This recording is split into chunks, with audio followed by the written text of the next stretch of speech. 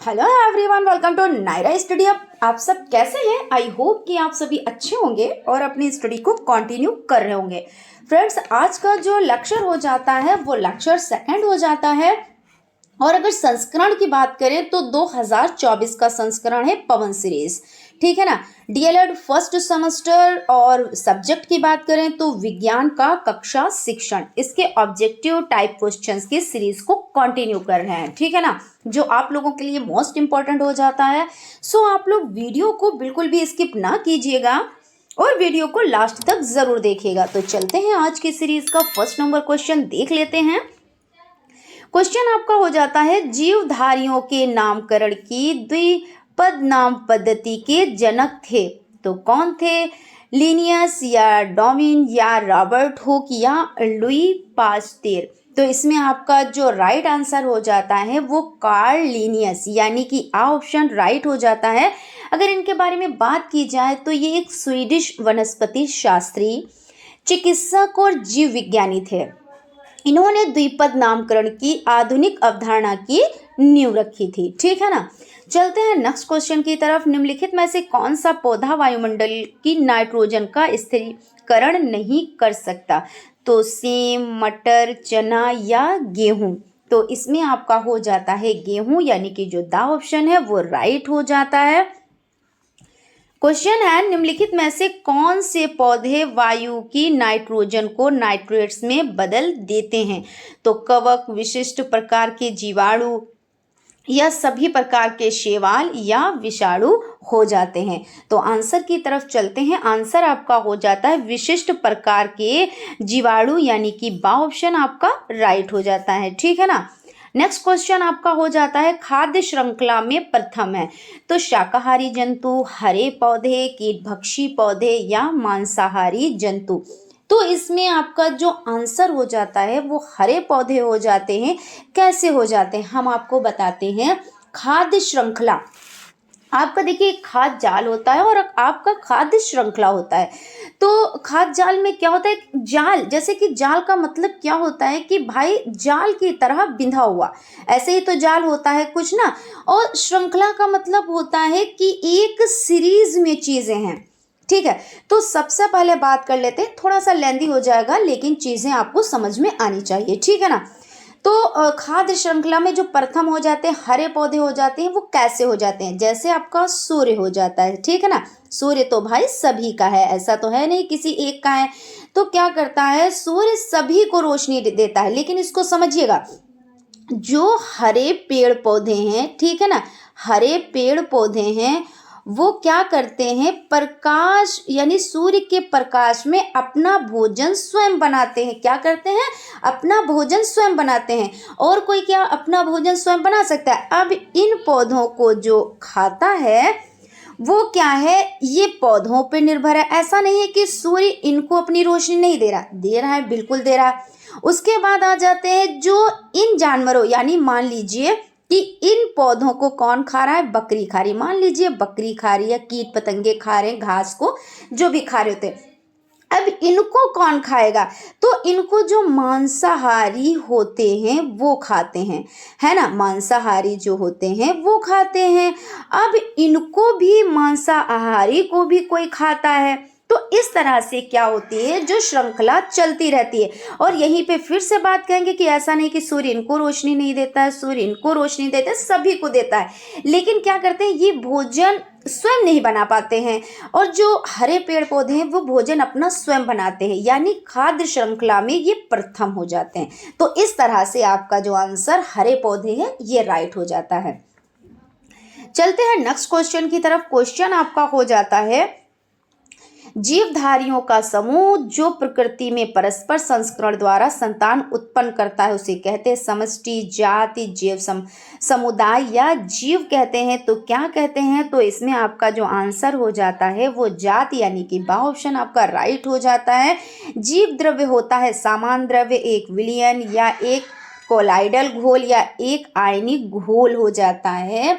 तो इसमें एक कोलाइडल घोल, यानी कि आपका जो सा ऑप्शन है वो राइट हो जाता है, ठीक है। चलते हैं नेक्स्ट क्वेश्चन की तरफ। क्वेश्चन आपका हो जाता है मेंडल ने अपने आनुवंशिकता के प्रयोग जिस पौधे पर किए थे उसका नाम है। गुड़हल है या गेंदा है या गुलाब है या मटर है। तो आप लोगों को सभी को बहुत अच्छे से पता है इसका आंसर।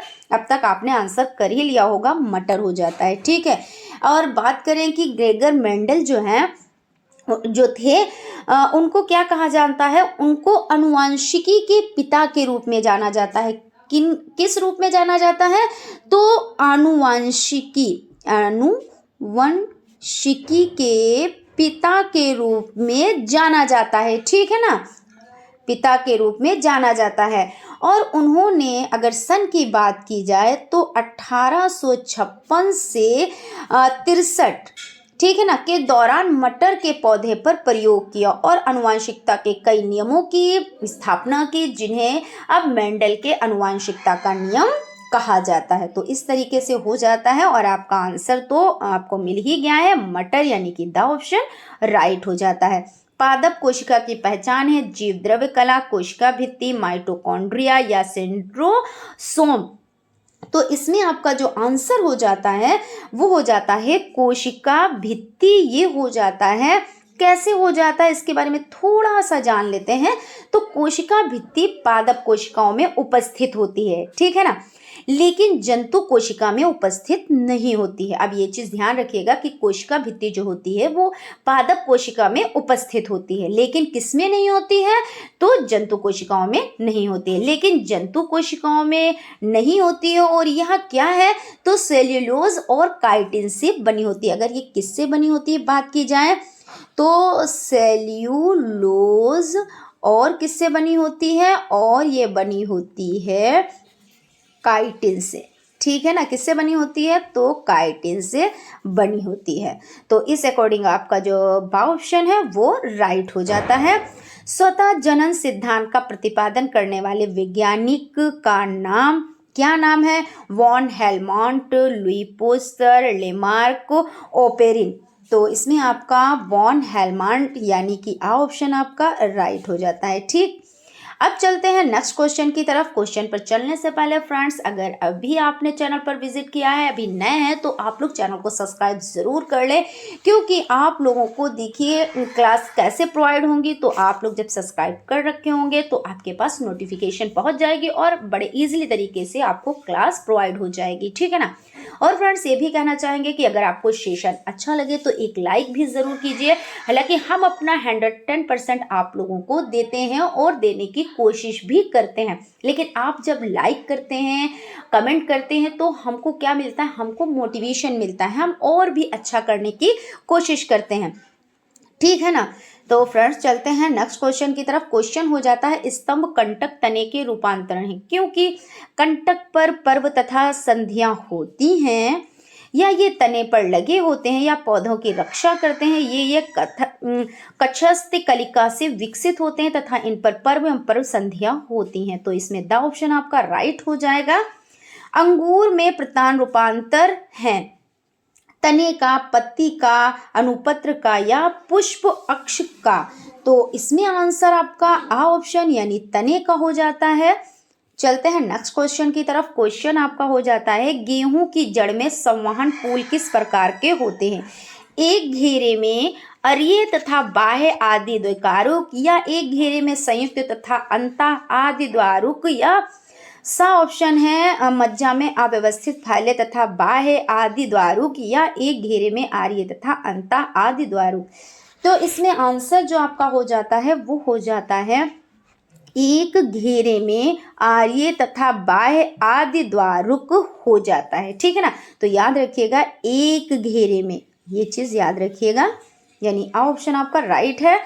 तना प्रतान का उदाहरण है, तो तना प्रतान का उदाहरण क्या है? मटर, स्माइलेक्स या जंगली मटर या अंगूर, ये हो जाते हैं। तो इसमें आंसर आपका अंगूर हो जाता है, यानी कि द ऑप्शन आपका राइट है। एक बीजपत्री जड़ों में संवहन बंडलों की संख्या होती है, तो 4, 2, 8, 2 या 4। तो इसमें 8 यानी सा ऑप्शन आपका राइट हो जाता है।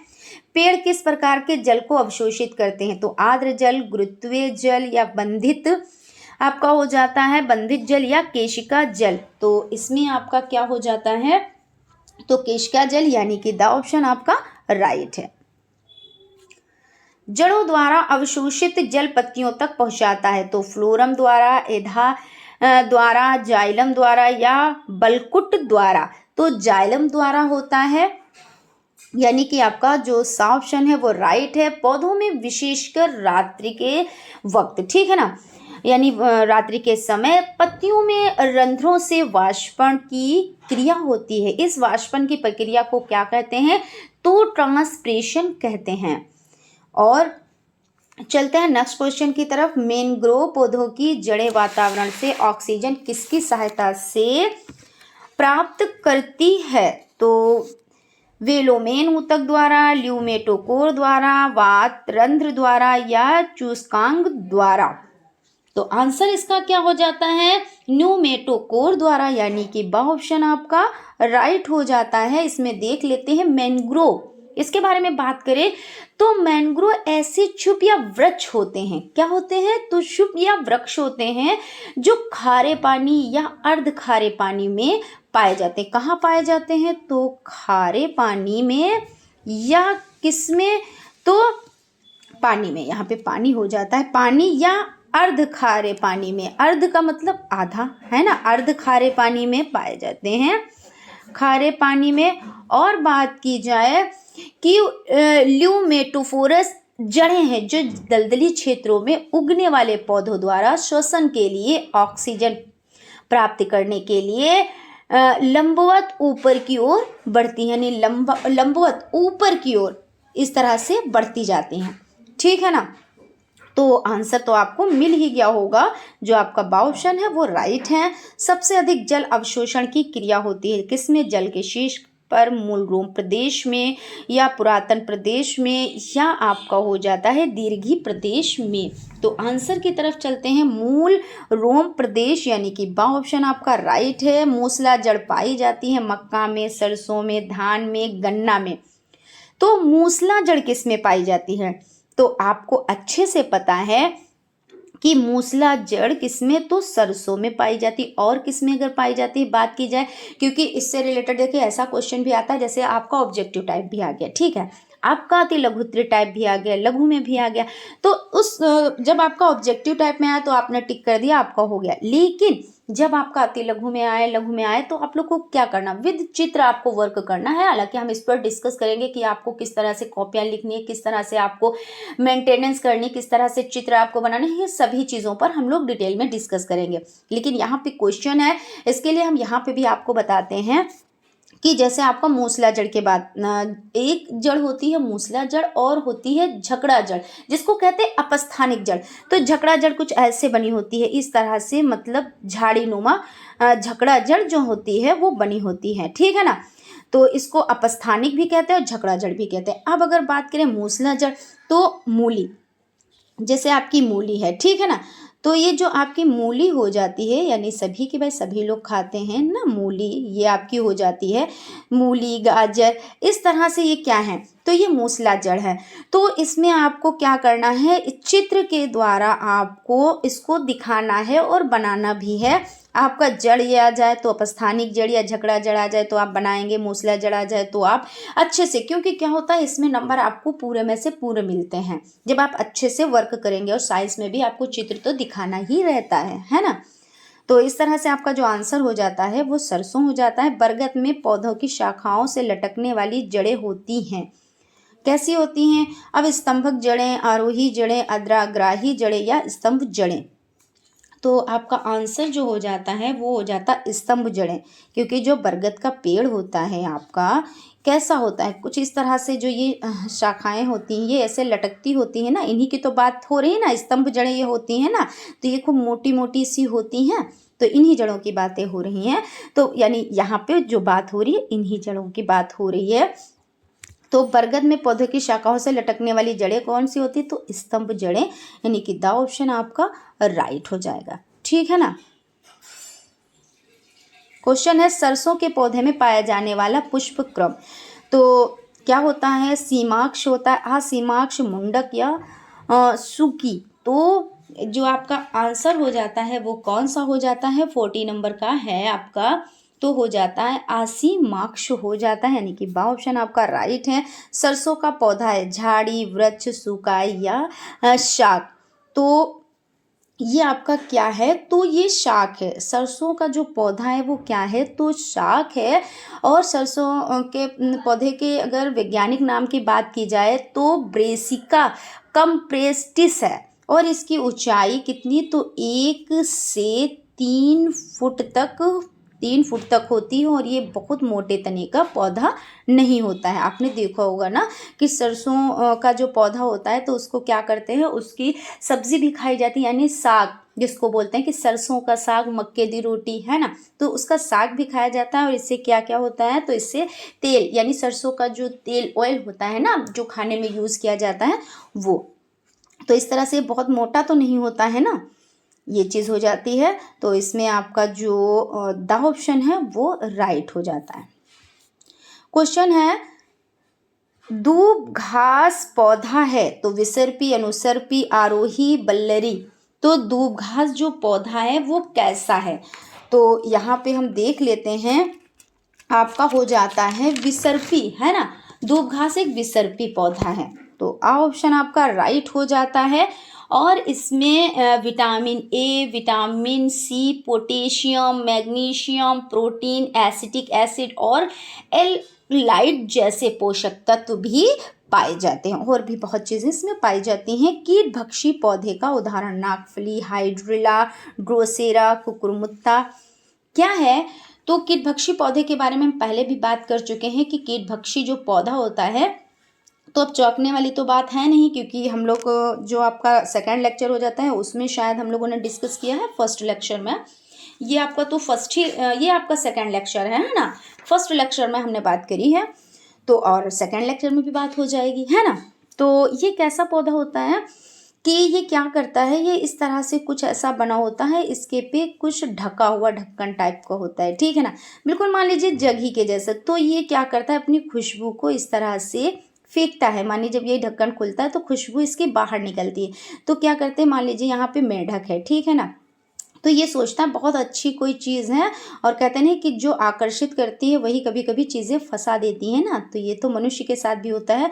तो ये क्या करता है, खुशबू के द्वारा ये इसके अंदर आ जाता है, और ये क्या करता है, ये अपने ढक्कन को ढक लेता है, यानी इसका ये भोजन बन जाता है।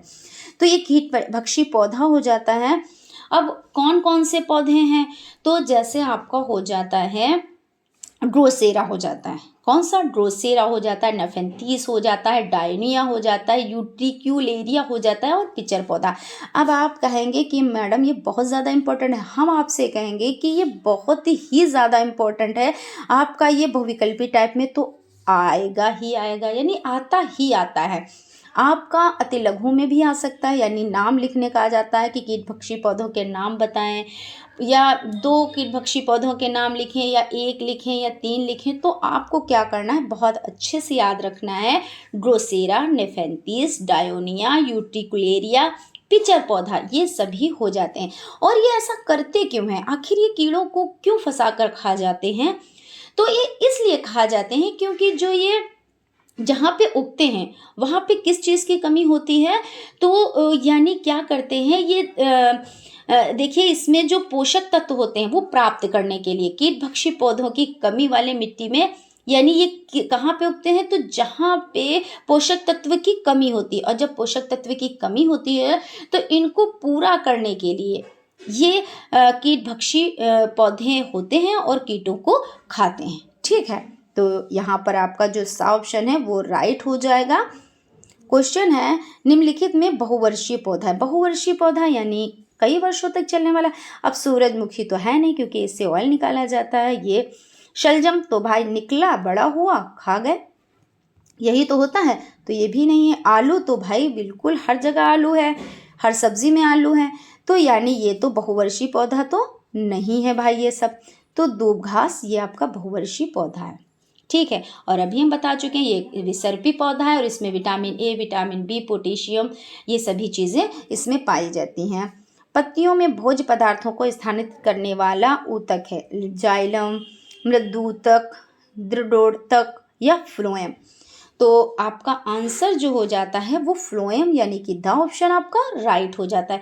फ्लोएम ऊतक पौधों में भोजन का परिवहन करता है। पौधों में पत्तियों द्वारा संश्लेषित भोजन के अणुओं को विभिन्न भंडारण अंगों, जड़ों, तने, फलों में जिन्हें संवहनी ऊतक की मदद से ले जाया जाता है फ्लोएम कहा जाता है। ठीक है, तो इस तरह से फ्लोएम आपका आंसर हो जाएगा। कौन सा बीज एक बीज पत्री है? तो एक बीज पत्री चना है, मटर है, सरसों है, मक्का है। तो भाई मक्का होता है, एक बीज पत्री होता है। आप देखिए चने के क्या दो, आप चना है तो इसको क्या करते हैं, चने की दाल बन जाती है ना, दो भागों में बढ़ जाता है ना। सरसों है ये भी, और मटर तो वो भी दो भागों में बढ़ जाता है ना। और मक्का क्या है, एक एक बीजपत्री है ना। तो इस तरह से ये आपका हो जाता है। बात कर लेते हैं, जैसे आपका हो जाता है घास, गेहूं। अब अगर बात आए जैसे घास या गेहूं के बारे में पूछा जाए, गेहूं के बारे में पूछा जाए या मक्का के बारे में पूछा जाए, है ना, मक्का के बारे में पूछा जाए तो ये कैसे हैं, तो ये आपके हो जाते हैं एक बीजपत्री हो जाते हैं। कैसे हो जाते हैं, तो एक बीजपत्री हो जाते हैं। और अगर बात की जाए द्विबीजपत्री, तो जैसे आपका क्या हो जाता है, द्विबीजपत्री में आपका हो जाता है सरसों। क्या हो जाता है, तो सरसों हो जाता है। यहाँ पे थोड़ा सा इरेज करके सरसों हो जाता है। और क्या हो जाता है, सरसों, और आपका करेला हो जाता है। जैसे कोई भी नाम आ सकता है कि बताएं एक बीजपत्री है, द्विबीजपत्री है। तरबूज हो जाता है, क्या हो जाता है, तरबूज हो जाता है। और सेब हो जाता है, क्या हो जाता है, सेब हो जाता है। आम हो जाता है। और इमली, अभी हम आपको जो रोज़मर्रा की ज़िंदगी में होता है उस तरह से हम आपको बताते हैं। और भी बहुत सी चीज़ें हैं, जैसे आप सरसों का बीज लीजिए, आप उसको इस तरह से तोड़िए कि देखिए वो फूटे ना, बस टूटे हो, मतलब फूटने का मतलब वो दब जाए, कुछ जाए, ऐसे नहीं। तो देखिएगा उसमें दो भागों में बराबर बराबर हिस्से में बढ़ता है। करेले का जो बीज होता है उसको भी वो बीज से ऐसा लगता है कि किसी ने, भाई कुदरत की तरफ से ऐसा होता है ना, तो उसमें इस तरह से कुछ होता है और ये बीज होता है। आप इसको अलग करेंगे बड़ी इजीली तरीके से अलग होता है। तरबूज का बीज, कभी आपने तरबूज खाया है? भाई हम लोगों ने तो सभी ने ये किया है कि तरबूज का बीज मिला, फिर उसको सुखाया, उसको फोड़ा, और जब फोड़ा तो उसमें क्या है, जब वो फूटता है फिर उनको अलग अलग कर दिया जाता है। तो देखिए बड़ी इजीली तरीके से दो भागों में बढ़ जाता है। इसी तरह से सेब का, आम की जो गुठली निकलती है उसको फोड़ा जाता है ना, कि भाई बच्चे लोग तो उसको फोड़ते हैं और उसको खाने में यूज़ कर, ऐसे मतलब ऐसे ही आम तरीके से टहल घूम के खा डालते हैं, यही तो करते हैं ना। कुछ बच्चे होते हैं उनको आग में उनको भून के फिर उसके बाद उसको खाते हैं, फिर फोड़ते हैं, मतलब फोड़ने के बाद तब खाते हैं, कहने का मतलब ये है यहाँ पे। तो जब वो गुठली होती है तो इस तरह की होती है, लेकिन जब बीज से फूटती है तो क्या एक भाग इधर हो जाता है, एक भाग उधर हो जाता है, कहने का मतलब ये है यहाँ पे। ठीक है, इमली का भी बीज कुछ इसी तरह से होता है, इमली का बीज भी कुछ इसी तरह से होता है। जब उसको फोड़ते हैं तो बराबर दो भागों में ये फूटता है, यानी ये कहने का मतलब है कि ये द्विबीजपत्री हो जाता है। ऐसे आप समझ लें नॉर्मली तरीके से। और यहाँ पे पूछा क्या गया है कि कौन सा बीज एक बीजपत्री है, तो यहाँ पे आपका जो हो जाता है वो आपका मक्का हो जाता है। ठीक है, द्वितीय केंद्रक निषेचित होकर बनता है, बीज, फल, भ्रूण, भ्रूणपोष। तो इसमें भ्रूणपोष हो जाता है, यानी कि द ऑप्शन आपका राइट हो जाता है। फूल वाले पौधों में निषेचित की क्रिया होती है, मूल में, फल में, बीजांड में, जायांग में, किसमें होती है, तो इसमें बीजांड में होती है, यानी कि सा ऑप्शन आपका राइट हो जाता है। मक्का के पौधों में परागण होता है कीट द्वारा, जल द्वारा, वायु द्वारा, कृत्रिम रीति से। तो जो आपका आंसर हो जाता है इसमें वायु द्वारा हो जाता है। क्यों होता है मक्का के पौधे में परागण वायु द्वारा, तो समझ लेते हैं। जो मक्का में परागण हवा के माध्यम से, यानी हवा के जरिए से होता है। ऐसा इसलिए होता है क्योंकि पराग हल्का होता है। क्या होता है, तो हल्का होता है और इसे आसानी से हवा से एंथर से स्टिग्मा तक ले जाया जा सकता है। ठीक है ना। तो इस तरह से इसमें वायु द्वारा हो जाता है। किस पौधे के पुष्प विश्व में सबसे बड़े होते हैं? तो गुड़हल, रेफ्लेशिया, केली, वुल्किया। तो रेफ्लेशिया हो जाता है, यानी कि बा ऑप्शन राइट हो जाता है। दुनिया का सबसे बड़ा फूल रेफ्लेशिया, और ये कहाँ पाया जाता है? तो दक्षिण पूर्वी एशिया के जंगलों में पाया जाता है। कहाँ पाया जाता है? तो आपका दक्षिण पूर्वी एशिया। कहाँ? तो दक्षिण पूर्वी एशिया के जंगलों में पाया जाता है। ठीक है। उसके बाद आपका हो जाता है दो आवेशों के बीच कार्य करने वाला बल है। गुरुत्वीय बल, पेशीय बल, घर्षण बल, वैद्युत बल। तो इसमें आपका वैद्युत बल हो जाता है। ये एक आकर्षक और प्रतिकारक बल है जिसमें समान आवेश एक दूसरे को प्रतिकर्षित करते हैं, जबकि विपरीत आवेश एक दूसरे को आकर्षित करते हैं। इसे कूलाम बल भी कहा जाता है। तो यानी आपका जो दा ऑप्शन है वो आपका राइट हो जाता है। ठीक है ना। उसके बाद चलते हैं नेक्स्ट क्वेश्चन की तरफ। घूमता हुआ लट्टू कौन सी गति करता है? तो वृत्ति गति, दोलन गति, घूर्णन गति, इनमें से कोई नहीं। तो जो आंसर आपका हो जाता है वो घूर्णन गति करता है। क्यों करता है? जैसे आपका लट्टू है, ठीक है ना। यहाँ पे हम लट्टू बना लेते हैं। ये देखिए ठीक ढंग से नहीं बना, ठीक थोड़ा सा ठीक ढंग से भाई बना लेते हैं ना। ये आपका लट्टू हो गया। अब यहाँ पे आप इसको घुमाएंगे तो ये क्या होगा? ये घूमेगा, अपनी कीली पे घूमेगा, लेकिन क्या ये कहीं और ये इतनी ही दूरी में ऐसे घूमता रहेगा, घूमता रहेगा, ऐसे करके ये गोल गोल घूमता रहेगा, घूमता रहेगा। यानी घूमता हुआ लट्टू कौन सी गति कर रहा है? तो घूर्णन गति कर रहा है ना। तो यहाँ पे आपका हो जाता है। उसके बाद नेक्स्ट आपका हो जाता है पृथ्वी द्वारा किसी वस्तु पर कौन सा बल आकर्षण बल के रूप में कार्य करता है? तो विद्युतीय बल, गुरुत्वीय बल, चुंबकीय बल, या इनमें से कोई नहीं। तो गुरुत्वीय बल आपका राइट आंसर हो जाता है, यानी कि आपका बा ऑप्शन राइट हो जाता है। अगर बात की जाए गुरुत्वाकर्षण बल की, तो गुरुत्वाकर्षण बल वो बल होता है जिसके द्वारा कोई ग्रह या अन्य पिंड वस्तुओं को अपने केंद्र की ओर क्या करता है? केंद्र की ओर खींचता है। ठीक है ना। क्या करता है? तो खींचता है। तो इस तरह से आपका बा ऑप्शन राइट हो जाता है। तो फ्रेंड्स यहाँ पर आपका आज का सेशन कंप्लीट होता है। आई होप आप लोगों को सेशन अच्छा लगा होगा। और फ्रेंड्स अगर सेशन अच्छा लगा है तो एक लाइक तो बनता ही बनता है। और एक चीज़ और कहेंगे कि अगर आपने अभी विजिट किया है, आप चैनल पर नए हैं, तो चैनल को सब्सक्राइब ज़रूर कर लें और बेल आइकन को भी ज़रूर प्रेस कर दें, जिससे कोई भी नोटिफिकेशन हो वो आप तक पहुंच सके। Thank you.